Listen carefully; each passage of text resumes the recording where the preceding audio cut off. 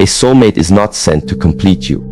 A soulmate is revealed to the part of you that no longer needs completing. Pause for a moment and let that settle into your awareness. It is a powerful reversal of everything the world teaches us about love. While many are chasing a person, the wise woman is preparing her presence. And it is often in the stillness, when you've stopped searching, stopped forcing, stopped performing, that God gently brings someone into your life.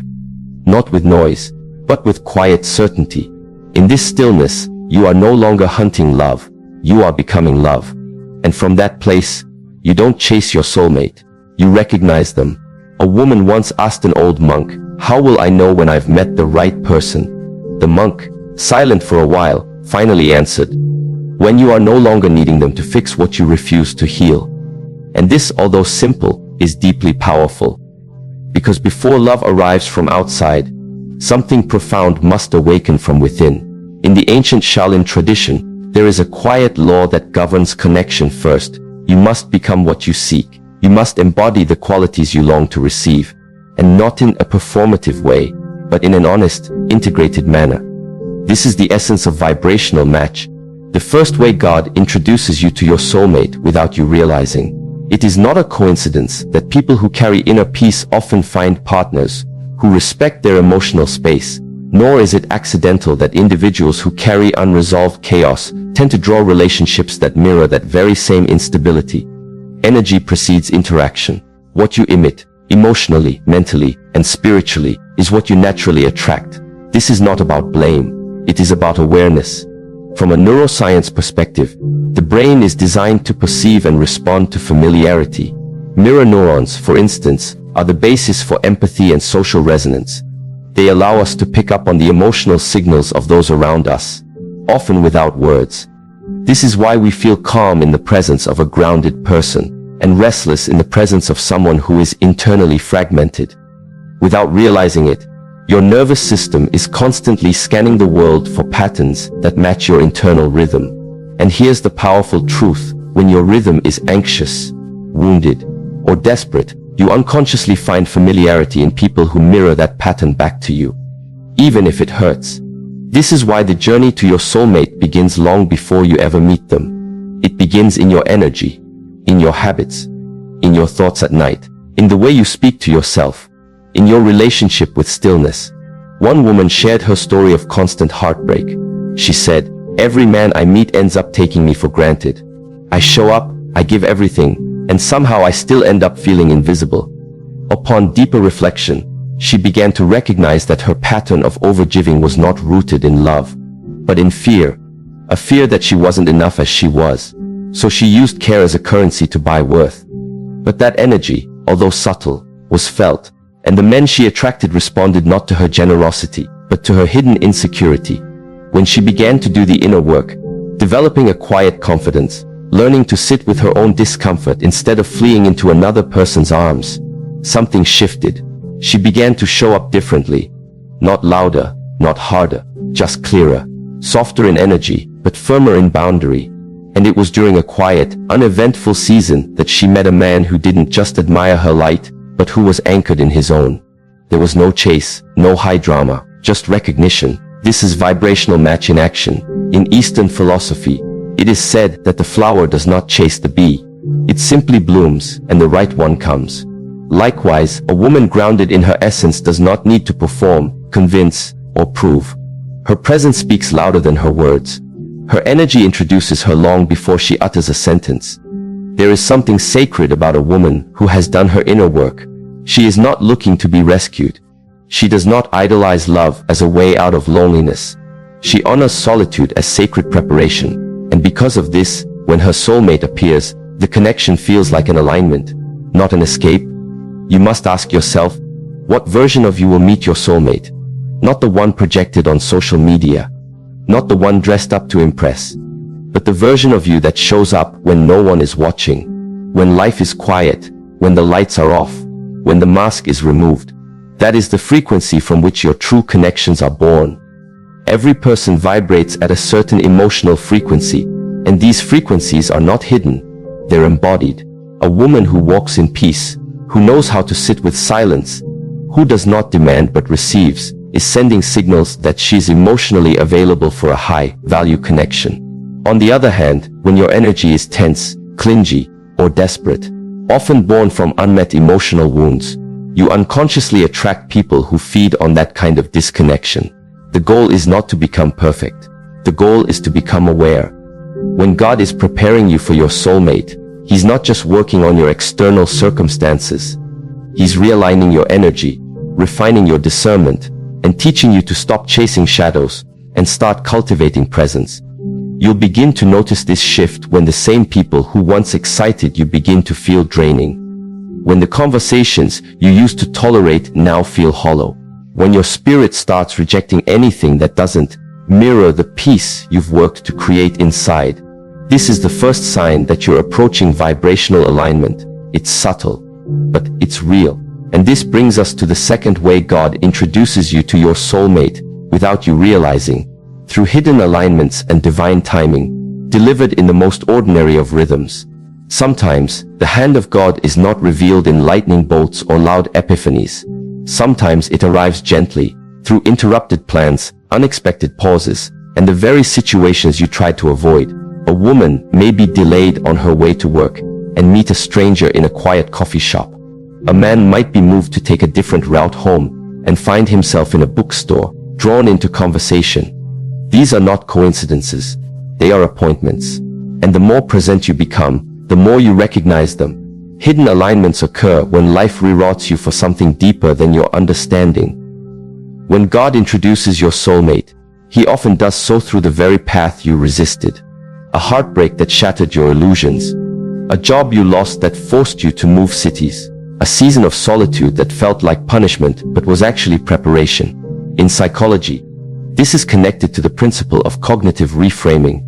The ability to reinterpret events in ways that reveal meaning rather than just pain. When you shift your interpretation of a detour, you begin to see how what was once perceived as delay was actually divine choreography. A woman once shared how she met her partner during what she called the worst year of her life. She had lost her father, ended a long-term relationship, and moved to a new city for work. She described that year as a season of deep grief and emotional exhaustion. And yet, it was in that very city, during a silent walk in the park, that she met someone who would later become her husband. "I didn't go looking," she said. "I was barely even able to receive anything.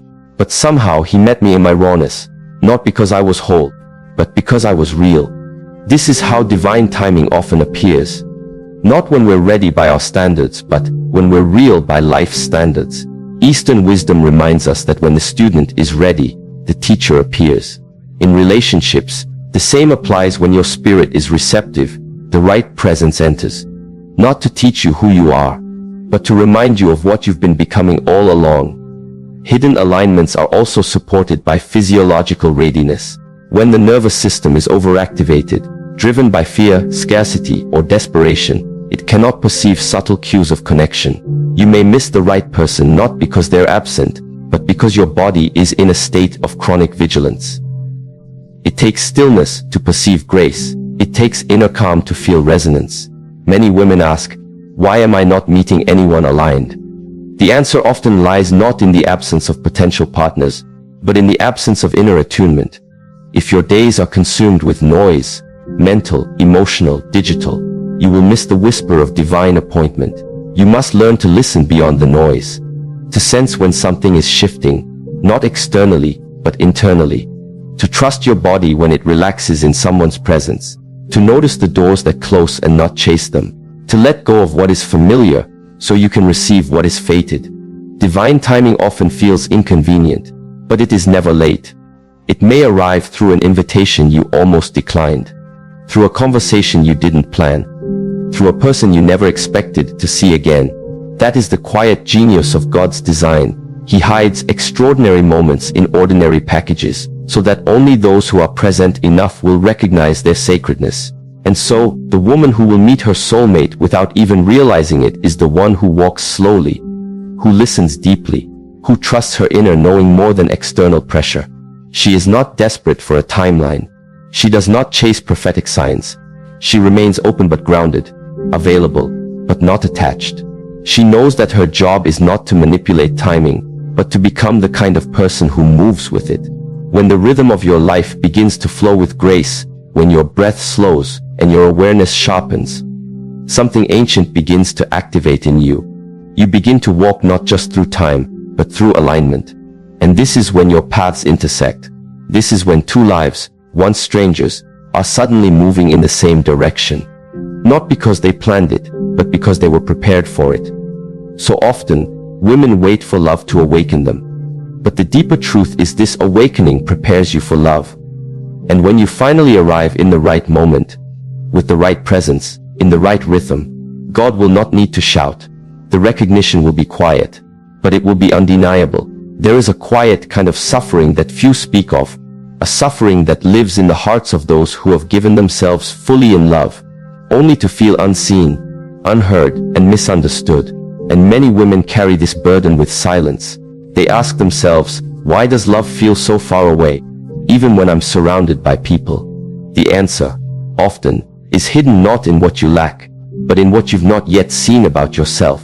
One of the most overlooked ways God introduces you to your soulmate, without you realizing, is through the mirror of contrast. By allowing you to encounter the wrong ones, first, not to punish you, but to prepare you. These relationships are not accidents, they are divine awakeners.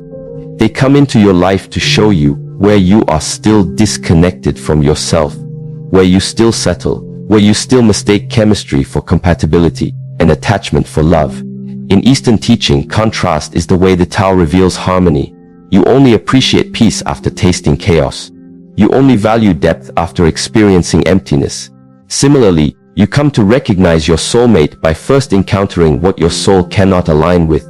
It is through the wrong loves that you begin to refine your inner compass. Neuroscience supports this through the concept of pattern recognition. The human brain is wired to seek familiarity, but it can also learn through repeated contrast. When you date someone who manipulates, then someone who's emotionally unavailable, then someone who ghosts you, your subconscious is forced to compare. At some point, if you are awake, you begin to recognize the common denominator, not just the kind of people you've chosen, but the energy in you that allowed those choices. There was a woman who once fell in love with a man who could not love her back. He was charming, attentive in public, but cold and dismissive when no one was watching. She stayed for years, believing that her love could eventually teach him how to love. But time passed and her spirit withered. She said, "I lost my glow. I lost my voice. I thought I was loyal, but I was just afraid to start again." When she finally walked away, it wasn't because she stopped loving him. It was because she started remembering herself. The pain of that relationship became her mirror. Not because he changed, but because she did. This is how God uses contrast. It's never just about the person. It's about the reflection they trigger in you. Sometimes, it is only after being unseen that you learn how to see yourself. It is only after being abandoned that you learn the importance of staying rooted in your own soul. Contrast has another purpose. It sharpens your discernment. You begin to notice what your spirit reacts to. You start to feel when someone's words don't match their energy. You stop excusing red flags. You become more sensitive, not in a fragile way, but in a spiritually intelligent way. Psychologically, this is known as interoception. The ability to read internal signals from the body. The more aware you are of your bodily responses, the better you can detect whether a person is activating your peace or your survival mode. So when you meet someone and feel a quiet nervousness, an anxious excitement mistaken for attraction, you pause. You check in with your nervous system. You listen. And over time, your body becomes the gateway to truth, not your fantasies. Contrast also reveals your thresholds. What you used to tolerate now becomes intolerable. What you used to crave, you now see clearly. That validation you once chased, you realize it was just a temporary fix for a deeper self-worth wound. And suddenly, the way you love changes. You stop begging, you stop bargaining. You begin to hold yourself differently. There was a man who said to a woman, "You're too much, too intense, too emotional." She spent years shrinking herself to fit into his world. But after the relationship ended and she began her healing, she met someone who said, "Your depth is beautiful. Your intensity makes me feel alive." That was the contrast. The same qualities that repelled the wrong one became sacred in the presence of the right one. When God brings contrast into your life, He's not being cruel. He's allowing you to shed illusions. He's teaching you how to trust your own reflection. Because when your soulmate arrives, you will recognize them not through fireworks, but through resonance. And resonance only happens when your spirit is no longer confused by dysfunction. You begin to crave simplicity. Not in a boring way, but in a peaceful way. The loud passion that left you drained no longer appeals to you. Now, you want someone who makes your nervous system exhale. Someone whose presence doesn't confuse you, but confirms you. That's how contrast works. It detoxes your emotional palate, so you can finally taste what's pure. And this brings us to the fourth way God introduces your soulmate, without you realizing, through deep inner nudges and synchronicities that transcend logic. There are moments in life that seem ordinary until you look back and realize they were divine. A random conversation that shifts your perspective. A dream that lingers longer than it should. A feeling you get around someone that defies explanation. These are not to be ignored. They are whispers from a higher intelligence, guiding you toward alignment. But to perceive them, you must cultivate inner quiet. Eastern philosophy teaches that intuition is like still water. It only reflects truth when it is undisturbed. In our modern world, filled with noise, distraction, and overstimulation, the voice of intuition is often drowned out by the voice of fear. And yet, it is this inner knowing that often leads you directly into the arms of the person your soul has been prepared for. From a psychological standpoint, intuition is not mystical.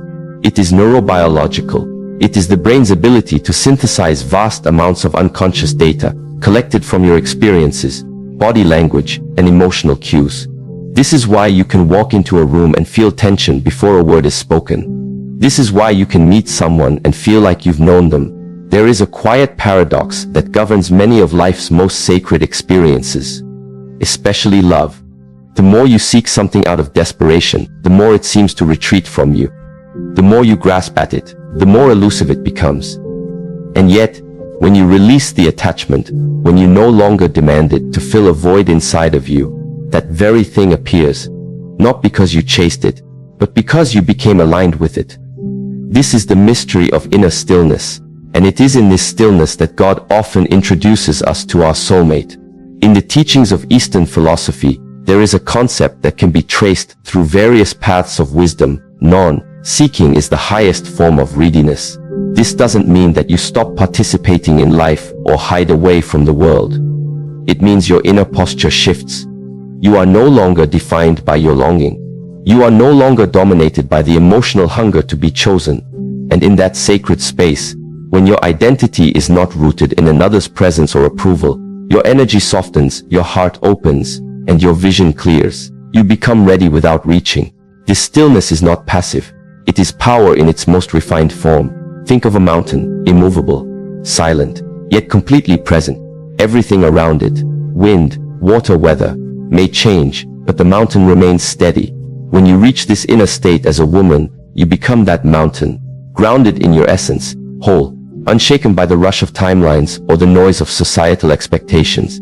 It is from this place that your energy begins to draw in what is meant for you, not through force, but through resonance. One woman shared a story with me once. For many years, she pursued love with the urgency of someone drowning. Every date was laced with a question. Is this him? Every silence was a wound. Every rejection felt like a reflection of her value. She tried everything, books, coaches, even scripting affirmations. But nothing lasted. Each man that entered her life reflected back her own inner turbulence. She was always chasing, always trying to prove she was worthy of love. Until one day, something changed. It wasn't a grand moment. It came in the middle of a quiet morning, as she drank tea by herself. She looked around her apartment and noticed how peaceful it felt. There was no one there. No text messages coming in. No promises to distract her. Just herself. Her breath. Her stillness. And for the first time, she didn't feel alone. She felt whole. In that stillness, something broke open. The need to be chosen dissolved.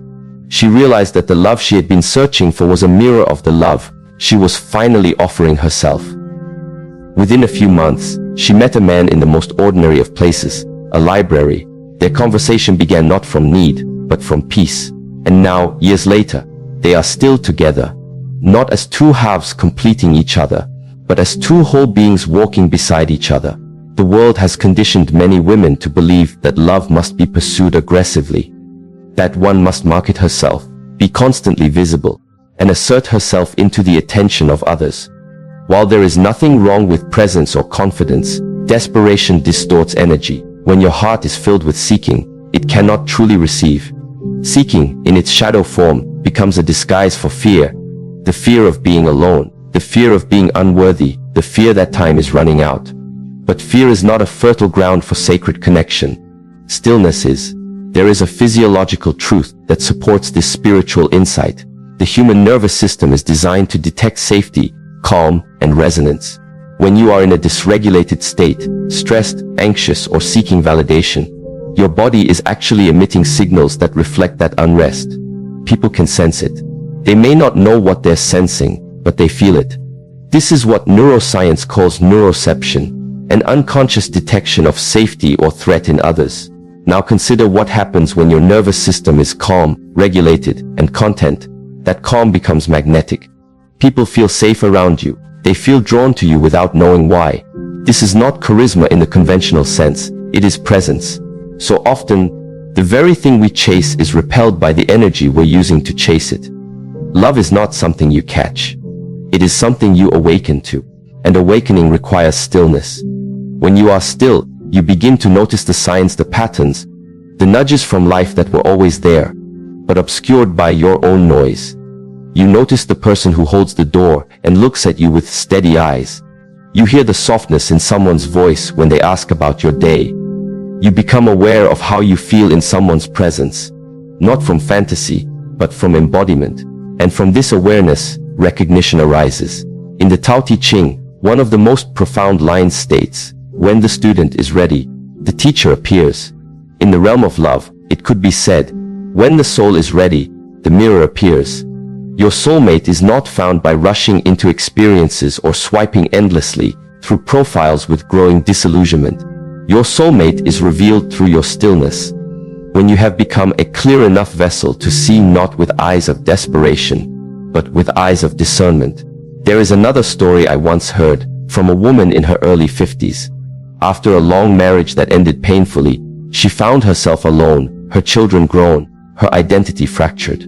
At first, she tried to get back out there. As her friends encouraged, she joined dating apps, went on blind dates, bought new clothes, dyed her hair. But something felt hollow. It wasn't that the men were unworthy. It was that she was still fragmented. She was still trying to skip the sacred work of healing. So she stopped. She began to walk by the river each morning. She wrote in a journal. She sat with her pain. Instead of trying to erase it, she began practicing Qigong. She moved slower. She listened more. She became intimate with herself. It was during one of these walks, while sitting under a tree in a quiet park, that a man approached her, not with an agenda, but with presence. He asked her about the book she was reading. They spoke for 20 minutes. The next day, they met again and again. There were no games, no masks, no performance. Just stillness meeting stillness. She told me once that he didn't feel like a lightning bolt. He felt like a warm fire. The kind you sit beside for hours, never wanting to leave. That's what true resonance feels like. It's not overwhelming. It's grounding. From a spiritual perspective, this stillness is a form of divine cooperation. You are saying to the universe, I trust your timing. I trust your way. I trust that what is for me cannot miss me, and what is not for me will not stay. That kind of trust makes you less anxious and more aligned. It frees you from the constant calculation of who you must become in order to be loved. And in that freedom, love flows naturally. Practically speaking, cultivating stillness in your daily life doesn't require isolation. It means practicing being before doing. It means spending moments with yourself without distraction. No phone, no scrolling, no noise. It means observing your thoughts without attaching to them. It means breathing slowly before reacting. It means creating space between your impulse to act and your decision to respond. All of this begins to regulate your nervous system and awaken your intuition. When a woman becomes still, her clarity sharpens. She no longer entertains situations that drain her. because she is no longer trying to earn love through suffering. She no longer overextends herself, because she recognizes that genuine connection requires mutual effort. She no longer chases mixed signals, because she understands that peace is the new standard for intimacy. And with this clarity, she starts to recognize who belongs in her life, not based on chemistry, but on alignment. There is also a beautiful principle in both Eastern philosophy and Christian mysticism, the concept of the inner sanctuary. It is believed that every human being has a sacred space within them, a place where the divine speaks, not in loud declarations, but in gentle whispers. To access that space, one must become quiet, still, undistracted. It is there that the deepest wisdom arises. It is there that you begin to hear the subtle voice that says, "This is right." Or perhaps, "This is not for you." But if your life is filled with noise, your heart becomes deaf. So many women move through relationships on autopilot, trying to make things work that are not meant to, clinging to potential instead of presence, fearing loneliness more than disconnection. But stillness reintroduces you to yourself. It reminds you that your time is sacred. Your energy is sacred. Your body is sacred. And once you truly know this, your standards are no longer negotiable. Not out of arrogance, but out of awareness. In stillness, you begin to reframe your questions. Instead of, "Where is my soulmate?" you begin to ask, "Who am I becoming?" Instead of, "When will someone love me?" you ask, "How deeply am I willing to love myself without condition?" These questions don't just shift your mindset, they shift your frequency. And when your frequency changes, so does your field of attraction. You no longer draw in those who feed off your wounds. You begin to attract those who honor your wholeness. The journey into stillness is not easy. It requires unlearning. It requires sitting in the discomfort of not knowing. It requires letting go of the urge to control outcomes. But the fruit of that journey is profound. Stillness is where your intuition speaks, your vision clears, your past integrates, and your heart prepares. It is where you stop being available to anything less than what your soul has asked for in secret. There is a final story I will offer. A woman in her early 60s, widowed young, had resigned herself to a life of solitude. She was content in her routines, her garden, her books. She had no expectation of romantic connection. One evening, during a meditation retreat, she sat silently across from another participant. They exchanged no words, just presence, breath, awareness. At the end of the retreat, they spoke, slowly, gently. Over time, friendship blossomed into companionship. It was not the wild romance of youth, it was deeper. It was the love that comes when two people have cultivated enough stillness to truly see each other. Not through projection, but through presence. And perhaps that is what all true love is. A meeting of two presences, each whole in themselves, each still enough to notice the sacred in the other. When a woman reaches this level of being, she does not need to chase love. She simply walks in her truth. And in that walking, God introduces her to the one who can meet her there. There comes a time in a woman's life when she must recognize that her heart is not a door for anyone who merely knocks loud enough. It is, instead, a sacred temple, one that only opens for those who approach it with reverence, patience, and the wisdom to understand that love is not a convenience, but a commitment. Key point 6 reveals one of the most overlooked ways God introduces a woman to her soulmate through her elevation. When she elevates her standards, her self-awareness, her frequency, she rises above the noise of false connection, and in that elevated space, her soulmate appears. Elevation is not about becoming superior. It is about becoming aligned with your truest self. And this alignment changes everything. Many women wonder why the same kind of emotionally unavailable, inconsistent, or immature partners keep showing up in their lives. But the question is not why they show up. The question is, why do they keep getting access? The answer lies in the frequency from which a woman operates. When she is stuck in self-doubt, scarcity, or emotional fatigue, she vibrates at a level that attracts those who confirm that state. But the moment she begins to elevate, mentally, emotionally, spiritually, she no longer operates at the same frequency. She becomes unreachable to the ones who once found easy entry. There's a powerful parable told in many traditions about a woman who climbs a mountain not to conquer it, but to meet herself at the summit. Along the way, she sheds layers, old beliefs, societal expectations, wounds she mistook for her personality. With each step, her breath deepens, her vision sharpens, and when she reaches the top, she doesn't find another person waiting. She finds herself. But in that sacred moment of self-recognition, the mountain echoes with a presence. Another climber appears, not one who was carried there, but one who climbed as she did, with effort, with humility, with grace. They meet, not because they searched for each other, but because they both chose to rise. Elevation, in this context, means taking radical responsibility for your internal state. It means no longer blaming past lovers, absent fathers, or societal narratives for your pain. Yes, those things hurt. Yes, they shape your perspective. But your healing is your responsibility. And healing is the first act of elevation. When you stop using your past as a blueprint for your future, you begin to carve a new path. One where your worth is not measured by someone's willingness to choose you, but by your willingness to choose yourself, again and again. A woman once told me that for most of her 20s and 30s, she lived in fear of being alone. This fear made her say yes to things she didn't want, stay in relationships that drained her, and shrink herself to fit into someone else's world. She thought that love required sacrifice, and that the more she gave up for a man, the more valuable she would become in his eyes. But it never worked. The more she gave, the more they took. The more she waited, the more she was delayed. One day, after another painful ending, she stood in front of the mirror and asked a different question. Not, what's wrong with me? But, what have I accepted as normal that is actually self-abandonment? That question changed her life. She stopped dating for validation and started dating herself, buying herself flowers, taking herself on trips, listening to her needs. She learned to say no without guilt and yes without fear. She stopped trying to impress anyone and started to impress herself. Over time, her energy shifted. She no longer tolerated ambiguity. She stopped explaining her worth to people who couldn't see it. And soon enough, the type of men who used to pursue her faded away, not because she was hiding, but because she was no longer within reach. Instead, a new kind of man entered her life. A man who respected her time, cherished her presence, and showed up consistently. He didn't complete her. He matched her. Because she had elevated, he could now meet her where she stood.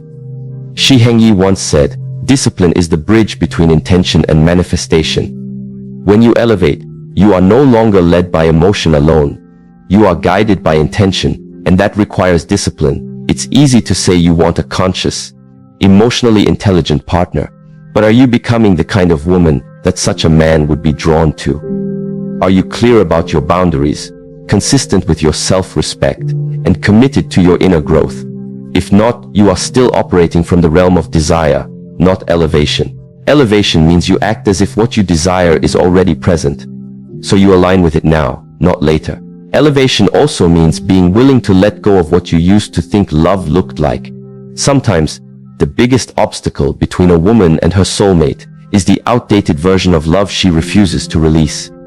She's still chasing a fantasy shaped by childhood dreams, romantic movies, or broken examples from her environment. She wants chemistry without compatibility. She wants passion without peace. But true love, the kind that lasts, is not always loud. Sometimes it is quiet, soft, steady. If you are addicted to chaos, peace will feel boring. But when you elevate, your nervous system begins to heal. And when it heals, it begins to crave what is healthy, not what is familiar. This is why God often introduces your soulmate only after you've outgrown who you used to be. Not because you weren't worthy before, but because you weren't yet ready to recognize or sustain that level of connection. Just as a mountain climber can only breathe easily at higher altitudes once they've acclimated, your soul must be prepared to handle the depth, safety, and intimacy of divine love. And that preparation happens through elevation. Imagine two frequencies on a radio dial. One is crackling with static, full of noise, disconnection, and old programs. The other is clear, strong, and tuned to divine alignment. You cannot receive what's on the second frequency if you refuse to move your dial. Elevation is the movement. You start by asking better questions. Not, why doesn't he love me? But, why am I tolerating this? Not, what can I do to make him stay? But, what do I lose by making space for someone who can't see me? These questions aren't comfortable, but they are catalytic. They spark awareness. And awareness is the seed of transformation. There's another story I recall, this one from a woman who had spent years repeating the same relational patterns. Each man entered with grand gestures, promises of forever, only to exit with excuses. She began to think something was wrong with her. But then she decided to spend a year in solitude, not isolation, but intentional solitude. She took up meditation, practiced silence, and studied spiritual texts. She journaled every day. She confronted the shadow parts of herself. The part that feared abandonment, the part that equated attention with love, the part that performed to be accepted. As the months passed, something miraculous occurred. Not in her outer world, but within. She began to enjoy her own company. She became her own emotional anchor. She stopped craving constant communication or reassurance. She became comfortable in silence. And then, in the most ordinary moment, while volunteering at a community garden, she met someone. He was kind, grounded, and deeply self-aware. Their connection wasn't a high, it was a homecoming. They both had elevated. And now they could walk together without pulling each other down. Elevation refines your discernment. When you are low in frequency, even red flags can look like roses. But when you rise, you see clearly. You no longer mistake charm for character, effort for intention, or attraction for alignment. You begin to value peace over performance, consistency over chemistry, depth over drama. And that shift in values transforms the way you choose. You stop asking, does he like me? And start asking, does he nourish me? That is elevation. But elevation also means solitude. There are seasons when God will hide you, not to punish you, but to prepare you. He removes distractions, closes doors, and silences noise, so you can hear his voice more clearly, so you can heal without interference, so you can rise without comparison. These seasons may feel empty, but they are sacred. The woman who honors these quiet seasons will emerge with a strength that is not loud but unshakable. In Buddhist tradition, there is a saying, when you realize how perfect everything is, you will tilt your head back and laugh at the sky. But that realization only comes when you stop trying to force life into your timeline and start flowing with divine rhythm. Elevation means you stop rushing, you stop comparing, you stop trying to earn what is already yours. You understand that what is aligned with your soul cannot miss you, so you prepare. You rise, you become. And perhaps this is what love truly is, not a destination, but a mirror, a reflection of the love you have cultivated within yourself. The soulmate you seek is not a rescuer, not a missing piece, but a partner on the path, someone who recognizes your light because they have seen their own. Someone who doesn't compete with your elevation, but complements it. Someone who honors your standards, not because they have to, but because they operate from the same frequency. The truth is, not everyone is meant to join you at your highest level. Some were only meant for a previous version of you, and that's okay. Let them go.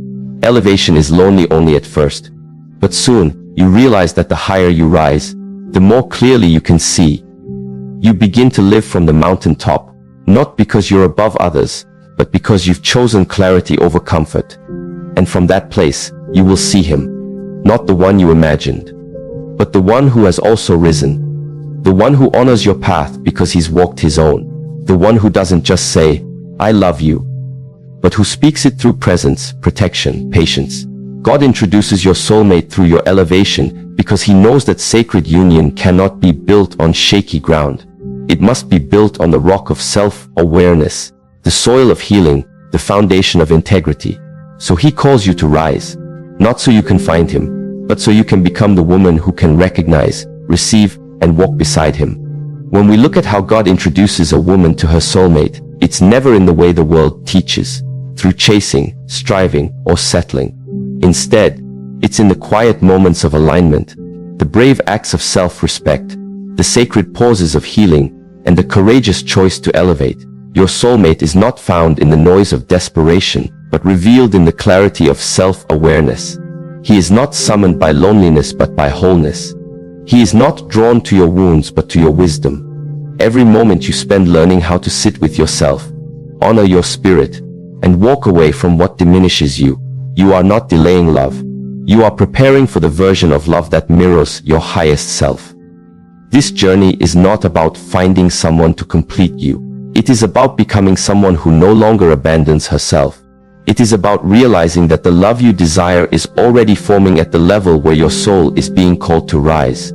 So listen to that call. Honor the process. Trust the divine timing. Because when you become the woman who has healed, elevated, and learned how to protect her peace, your soulmate will not be late. He will be right on time. Because your paths were never meant to cross in your brokenness, but to meet in your becoming.